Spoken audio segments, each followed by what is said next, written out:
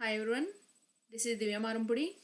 Today I would like to explain program design and complexity. What is program design? A program design is the process that an organization uses to develop a program. It is most often an iterative process involving research, consultation, initial design, testing, and redesigning. A program design is the plan of action that results from that process. So ఈ programme design అనేది మనం ఎందుకు use చేస్తాము అంటే ఏదైనా ఒక problem అనేది solve చేయాలి అనుకున్నప్పుడు మనం ఏం చేయాలి అంటే ప్రోగ్రామ్ అనేది డిజైన్ చేయాలి.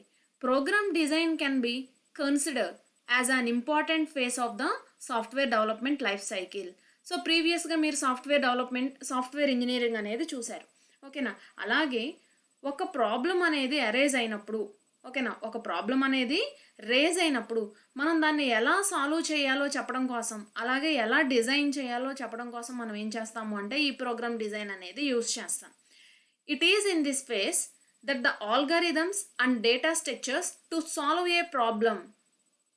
ఇక్కడ ప్రోగ్రామ్ని మనం డిజైన్ చేస్తాం. సో అందులో మనం యూజ్ చేసేవి algorithms and data structures. The algorithms and data structures to solve A problem. So మనం ప్రోగ్రామ్ డిజైన్ చేస్తున్నప్పుడు ఈ ఆల్గారిథమ్స్ అండ్ డేటా స్ట్రక్చర్స్ని యూజ్ చేయడం వల్ల to solve A problem. As the design stage involves taking the specification and designing solution to the problem.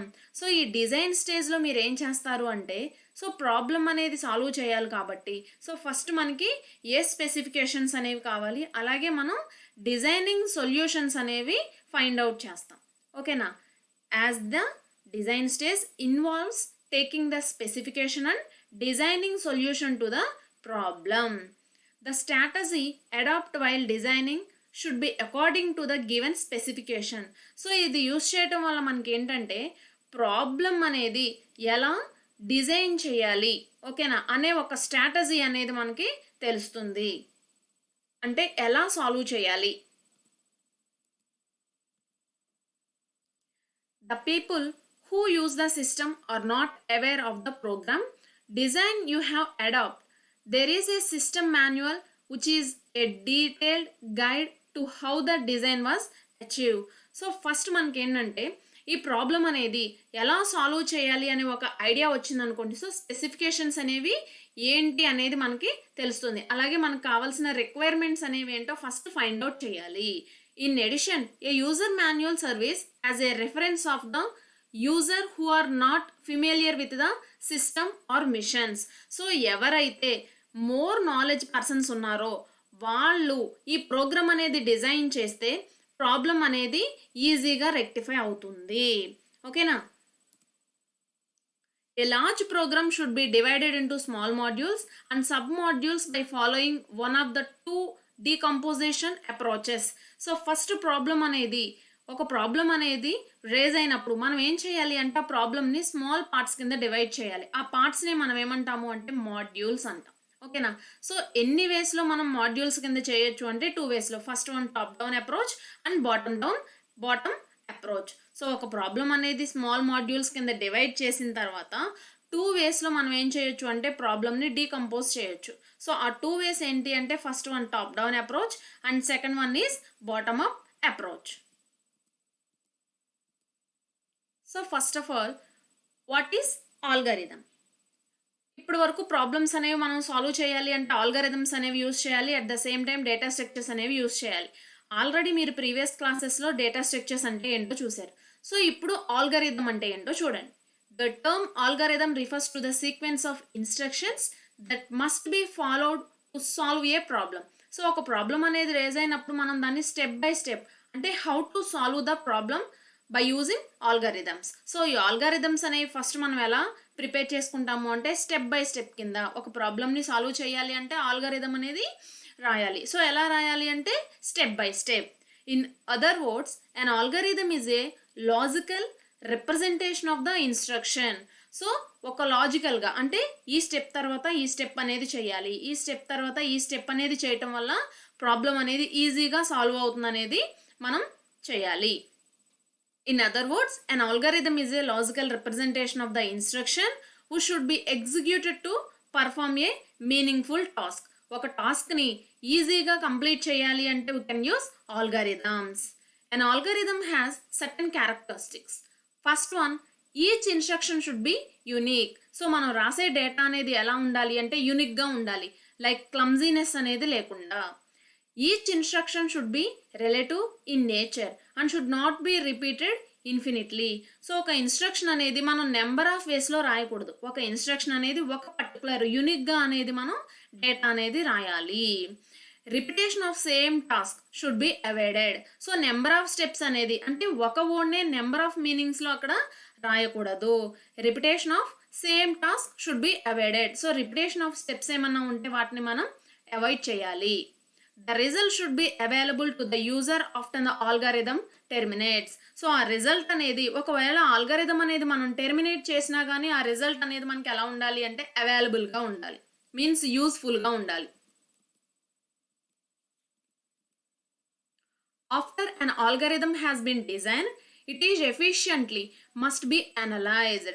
So ఈ algorithm అనేది మనకి ఒక ప్రోగ్రామ్ని అనలైజ్ చేయటం కోసం ఎఫిషియెంట్గా వర్క్ చేస్తుంది.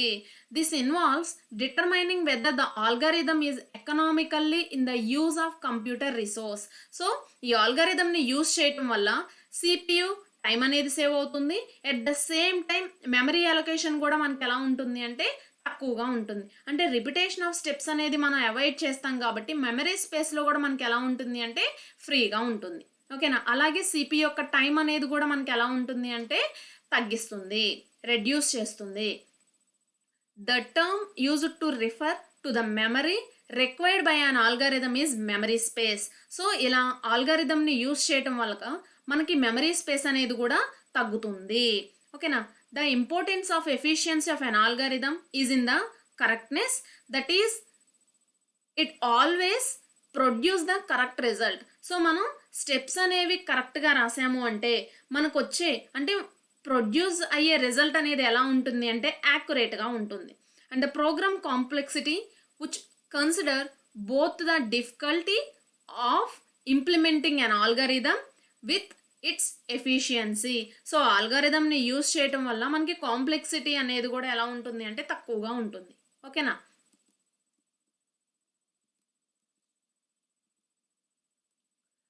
So different approaches to design and algorithm. So మనం ఆల్గరిథమ్ని ఎలా డిజైన్ చేస్తాము. A complex system may be divided into smaller units called modules. So first ఆల్గరిథమ్ని డిజైన్ చేయాలి అంటే ప్రాబ్లమ్ని మనం సో మీరు రాసే డేటా ఎలా ఉండాలి అంటే smaller units called modules. So దాన్ని ఫస్ట్ డివైడ్ చేయాలి. ఆ డివైడ్ చేసిన పార్ట్స్నే మనం ఏమంటాము అంటే మాడ్యూల్స్ అంటాం. The advantages of modularity is that it allows the principle of separation of concern to be applied into two phases. So మనం ఇక్కడ మాడ్యూల్స్ కింద డివైడ్ చేయటం వల్ల ప్రాబ్లం అనేది ఈజీగా సాల్వ్ అవుతుంది. Modularity enhance design clarity, which in turns implementation, debugging, testing, documenting and maintenance of the product. So ఇలా modules కింద డివైడ్ చేయడం వల్ల టెస్ట్ చేయడానికి కానివ్వండి, ఇంప్లిమెంట్ చేయడానికి కానివ్వండి, లేదు అంటే ఒక డాక్యుమెంటరీగా మనం డేటాను నోట్ చేయడానికి కానివ్వండి ఈజీగా ఉంటుంది. A system consist of a components which have components of their own needed system hierarchical components. So ఆ పార్ట్స్ని మనం ఏం చేస్తాము అంటే ఒక స్ట్రక్చర్ ఫార్మేట్లో రిప్రజెంట్ చేస్తాం. ఓకేనా. సో ఆ structure formats are two types. First one top down approach and second one is bottom up approach.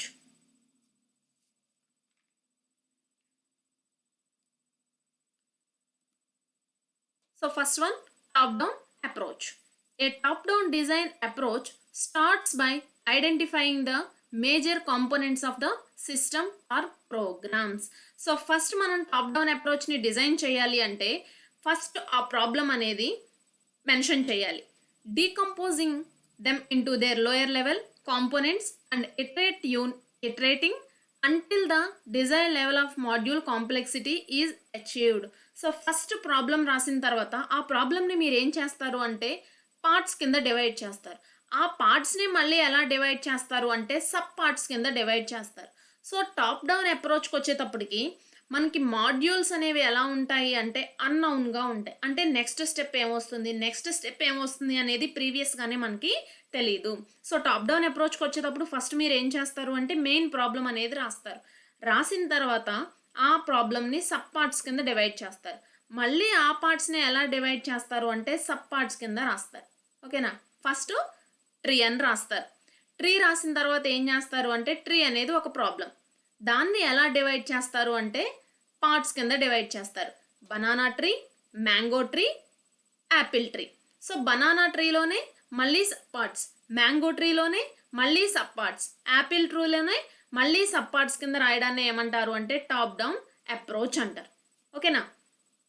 Top down designing method takes the form of step wise refinement. So ఇక్కడ ఏమవుతుంది అంటే first problem రాసిన తర్వాత దాని యొక్క solutions అనేవి మనం ఎలా డిఫైన్ చేస్తాము అంటే స్టెప్ వైజ్ రాస్తాం. In this we start with the topmost module and incrementally add modules that it calls. So ఇంకా మీరు స్టెప్స్ అనేవి సాల్వ్ చేస్తూ ఉన్నప్పుడు ఏమవుతుందంటే మాడ్యూల్స్ అనేవి యాడ్ అవుతూ ఉంటాయి. Module means parts. ఓకేనా? In top-down approach, who starts from an abstract design. In each step, design is refined into most concurrent level until we reach the level no more refinement is needed and the design can be implemented directly. So డైరెక్ట్గా మీరు ఏం చేస్తారు అంటే ఒక పార్ట్ని sub parts కింద divide చేసుకుంటూ వెళ్తారు. ఓకేనా? Next one bottom down approach. So మీరు టాప్ డౌన్ అప్రోచ్లో ఏం చేశారు? ఫస్ట్ ప్రాబ్లం రాశారు, దాని యొక్క సబ్ పార్ట్స్ అనేవి రాశారు. కానీ బాటమ్ డౌన్ అప్రోచ్కి వచ్చేటప్పటికి మీరు ఏం చేస్తారు అంటే మాడ్యూల్స్ అన్నీ కూడా మీకు తెలిసినవే అయి ఉంటాయి. సో సబ్ పార్ట్స్ని ఏం చేస్తారు అంటే ఫైనలైజ్ చేసుకుంటే మెయిన్ ప్రాబ్లం దగ్గరికి వస్తారు. లైక్ ఇందాక మీకు చెప్పాను, ట్రీస్ అని రాసి బనానా, మ్యాంగో, యాపిల్ రాశారు. అలాగే బనానాలో సబ్ పార్ట్స్ రాశారు, మ్యాంగోలో సబ్ పార్ట్స్ రాశారు, యాపిల్లో సబ్ పార్ట్స్ రాశారు. కానీ ఈ బాటమ్ డౌన్ అప్రోచ్కి వచ్చేటప్పుడు ఫస్ట్ సబ్ పార్ట్స్ ఉంటాయి, తర్వాత పార్ట్ ఉంటుంది, ఫైనల్గా ప్రాబ్లం అనేది ఉంటుంది. సో ఈ బాటమ్ డౌన్ అప్రోచ్కి వచ్చేటప్పటికి ఏం చేస్తారు అంటే సబ్ పార్ట్స్ని సాల్వ్ చేసుకుంటా అందులో ఏ ఎర్రర్స్ లేకుండా ఉన్నప్పుడే డైరెక్ట్గా మీరు ఎక్కడికి వెళ్తారు అంటే మెయిన్ ప్రాబ్లంలోకి వెళ్తారు. కానీ టాప్ డౌన్ అప్రోచ్కి వచ్చేటప్పుడు ఫస్ట్ మీరు మెయిన్ ప్రాబ్లం తీసుకుంటారు, ఆ మెయిన్ ప్రాబ్లమ్ని సబ్ పార్ట్స్ కింద డివైడ్ చేసుకుంటా ప్రాబ్లమ్ని సాల్వ్ చేసుకుంటా వచ్చారు. ఓకేనా? A bottom up design approach start with designing the most basic or primitive components and proceeds to higher level components. So చిన్న పార్ట్స్ని సాల్వ్ చేసుకుంటా మీరు ఏమవుతారు అంటే మెయిన్ ప్రాబ్లం దగ్గరికి వెళ్తారు. Bottom up method works with layers of abstraction starting from the very bottom. So కింద నుంచి మీరు డేటా అనేది స్టార్ట్ చేస్తారు. The operations that provide a layer of abstraction area implemented. So sub పార్ట్స్ని డివైడ్ చేసుకుంటా రావటం వల్ల మీకు ఏమవుతుంది అంటే ఇంప్లిమెంటేషన్ అనేది జరుగుతుంది. The operations of this layer are then used to implement more powerful operations and still higher layer of abstraction until the stage is reached where the operation supported by the layer are those derised by the system. So ఇక్కడికి వచ్చేటప్పుడు మీకు ఏమవుతుంది అంటే parts అనేవి erase అయ్యకుండా main part దగ్గరికి వస్తారు. ఓకేనా? So top down versus bottom up approach. So top down అంటే ఏంటి, బాటమ్ అంటే ఏంటి?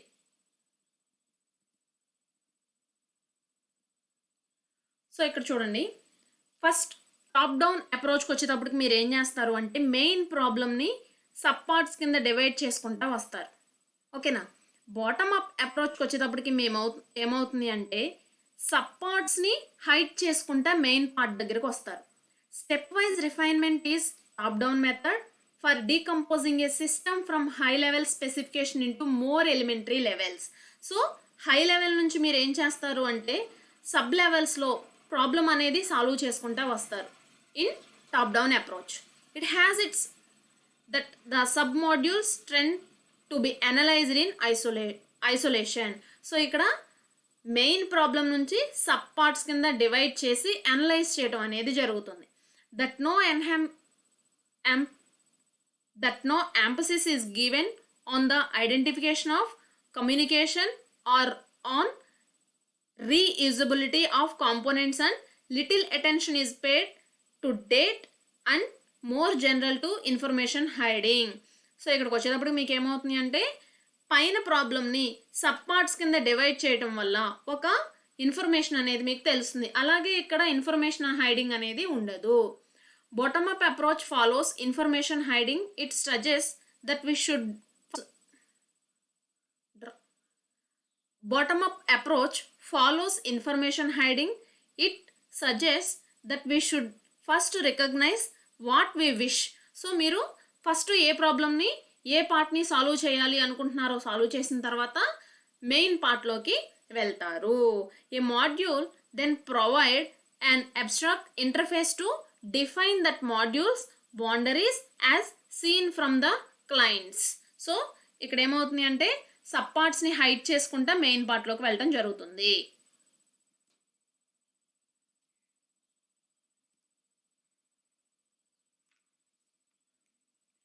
Next one, complexity.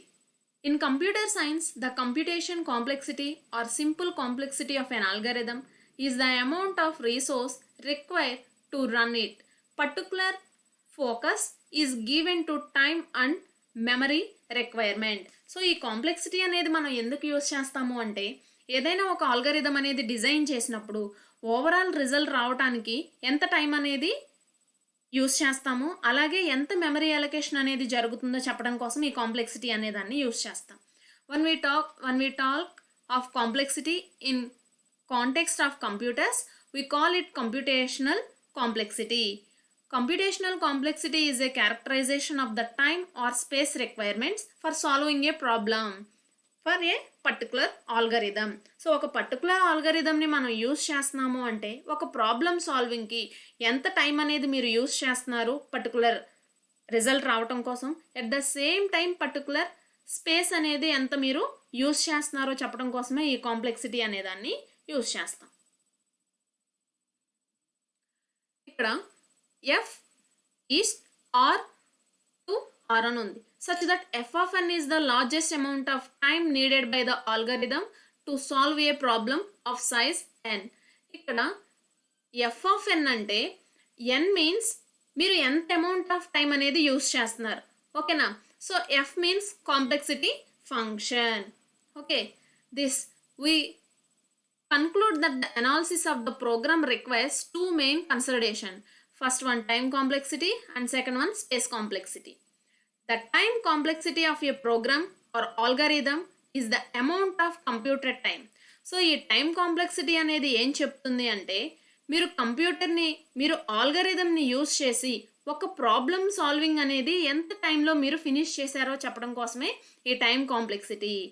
The space complexity of an algorithm is the amount of memory that it need to run to completion.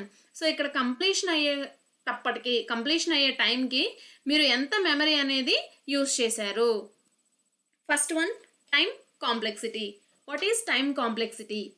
In computer science the time complexity is the computational complexity that describes the amount of computer time it takes to run an algorithm, the amount of time taken and the number of elementary operations performed by the algorithm. So ఈ టైంలో మీరు ఒక టైంలో ఒక ఆల్గరిథంని use చేసి ఒక ప్రాబ్లమ్ని solve చేస్తున్నారు. In that time we can use how many number of elements. So మీరు ఎన్ని ఎలిమెంట్స్ని యూజ్ చేస్తున్నారు, అలాగే ఎన్ని ఆపరేషన్స్ని పర్ఫామ్ చేసి మీరు ఒక ప్రాబ్లమ్ని సాల్వ్ చేస్తున్నారు, అది కూడా ఎంత టైంలో మెన్షన్ చేయడం కోసమే మనం ఏం చేస్తాము అంటే ఈ టైం కాంప్లెక్సిటీ అనేదాన్ని యూజ్ చేస్తాం. While measuring the time complexity of an algorithm we concrete on developing only the frequency count for all key statements. So ఇక్కడ మీరు ఏం క్యాలిక్యులేట్ చేస్తారు అంటే ఓన్లీ కీ స్టేట్మెంట్స్ని మాత్రమే క్యాలిక్యులేట్ చేసి ఎంత అమౌంట్ ఆఫ్ టైం అనేది కన్జ్యూమ్ చేసింది ఆల్గరిథం అనేది మెన్షన్ చేస్తారు, ఓకేనా. Next one, in the algorithm we may find the statement a is equal to a plus 1 is independent and is not contained with any loop. So ఇక్కడ మనకి ఏంటంటే a is equal to a plus 1 అనేది independent ఎలిమెంట్గా తీసుకున్నాం, అంతేగాని ఇక్కడ ఏ looping statements అనేవి మనం mention చేయలేదు.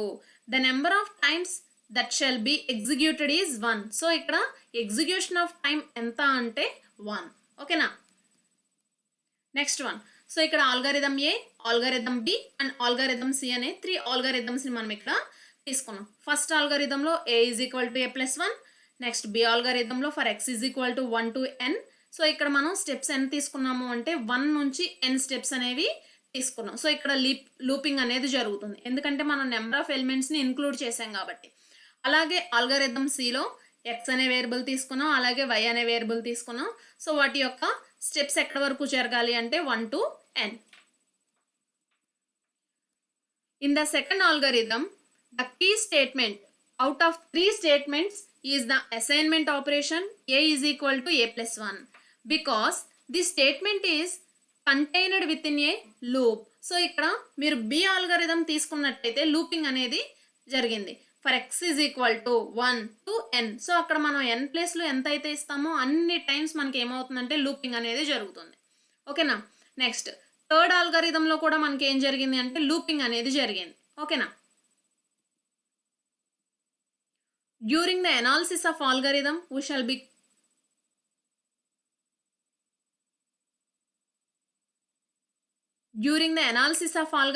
we shall be concerned with determining the order of the magnitude of an algorithm. So ఇక్కడ మనం ఏం చేయాలి అంటే ఎన్ని టైమ్స్ అనేది లూపింగ్ జరిగిందో క్యాలిక్యులేట్ చేయాలి. నెక్స్ట్ సో ఇక్కడ చూడండి, సెకండ్ ఆల్గరిథంలో మనకి స్క్వేర్స్ ఏమీ లేవు, అంటే 1 టైమే లూపింగ్ అనేది జరిగింది కాబట్టి 1 + 2 అండ్ సో ఆన్ n. ఇక్కడ ఫార్ములా అనేది యూజ్ చేస్తాం, n × n + 1/2. For example n value 3 తీసుకున్నారనుకోండి, 3 × 3 + 1, 4 × 3, 12/2. So మనకి రిజల్ట్ ఎంత వస్తుంది అంటే 6 అనేది వస్తుంది. అలాగే ఇక్కడ n దగ్గర కూడా మీరు 3 తీసుకున్నారు అంటే 3 × 3 + 1, 2 × 3 + 1. సో ఇక్కడ 3 ఉంటుంది, ఇంటూ 4 12, 12 × 7 84/6. సో మనకు ఆన్సర్ ఎంత వస్తుంది అంటే 14 ఆన్సర్ అనేది చూపిస్తుంది. ఓకేనా. If an algorithm performs f of n basic operations when the size of it's input is n. So n అనేది మనం ఎంతైనా తీసుకోవచ్చు. ఇక్కడ మీకు సి f of n అని కనిపిస్తుంది కదా, సి మీన్స్ కాన్స్టెంట్. సో మీరు ఇక్కడ వాల్యూస్ ప్లేస్లో constants means fixed value. So where c is a constant that depends upon the algorithm, on the way it is programmed and on the way of the computer is used. So ఇక్కడ మనం వాల్యూస్ని constant values అనేవి కూడా use చేయొచ్చు. Next one, space complexity. Space means memory. The space needed by the program is the sum of the following components. Fixed space requirement. So fixed means constant వాల్యూస్ని మీరు use చేయటం. అలాగే variable space requirement. So ఇక్కడ variable space అంటే ఏంటో చూడండి. This constants of space needed by the structure variable whose size depends on the particular instance of variable. For example మీరు integer or float or char తీసుకున్నారనుకోండి, ఆ data type మీద depend అయ్యి, ఆ వేరియబుల్ మీద డిపెండ్ అయ్యి మనకి ఏమవుతుందంటే స్పేస్ అనేది యూజ్ అవుతుంది. సో స్పేస్ కాంప్లెక్సిటీలో 2 టైప్స్ ఉంటాయి, fixed space requirement and variable space requirement. Fixed space రిక్వైర్మెంట్లో మీరు ఓన్లీ కాన్స్టెంట్స్నే తీసుకుంటారు. వేరియబుల్ స్పేస్ రిక్వైర్మెంట్స్లో మీరు తీసుకున్న వేరియబుల్స్ని బట్టి మనకి స్పేస్ అనేది అలాట్ అవుతుంది. సో ఓవరాల్గా ఒక ప్రోగ్రామ్ని మనం డిజైన్ చేయాలి అంటే ఆల్గరిథమ్స్ అనే వాటిని యూజ్ చేస్తాం. సో ఆల్గరిథం అనేది యూజ్ చేయటం వల్ల మనకి ప్రాబ్లం అనేది మాడ్యూల్స్ కింద డివైడ్ అవుతుంది. సో ఆ మాడ్యూల్స్ని మీరు సాల్వ్ చేయడం కోసం 2 వేస్ని అప్రోచ్ అవుతారు. First one top down approach and bottom up approach. Top down అప్రోచ్లో ఫస్ట్ మీరు మెయిన్ ప్రాబ్లం రాస్తారు, దాన్ని సబ్ పార్ట్స్ కింద డివైడ్ చేస్తారు. బాటమ్ అప్ అప్రోచ్లో మీరు ఏం చేస్తారు అంటే ఫస్ట్ సబ్ పార్ట్స్ రాసి వాటిని సాల్వ్ చేసుకుంటే మెయిన్ ప్రాబ్లం దగ్గరికి వస్తారు. ఓకేనా. Next one complexity. సో మీరు ఆల్గరిథంని యూజ్ చేసి ప్రోగ్రామ్ని సాల్వ్ చేస్తున్నారు. సో సాల్వ్ చేసినప్పుడు మనకి టైం అనేది ఎంత యూజ్ చేస్తున్నాము, అలాగే మెమరీ అనేది మనం ఎంత అలాట్ చేస్తున్నామో చెప్తున్నాం. దీన్నే మనం ఏమంటాము అంటే కాంప్లెక్సిటీ అంటారు. సో కాంప్లెక్సిటీలో 2 టైప్స్ ఉంటాయి, space complexity and time complexity. So these are the reference books for data structure using C. So మీకు ఏ టైప్ ఆఫ్ డౌట్స్ ఉన్నా కానీ ఈ బుక్స్ని మీరు రెఫర్ చేయొచ్చు. Thank you so much.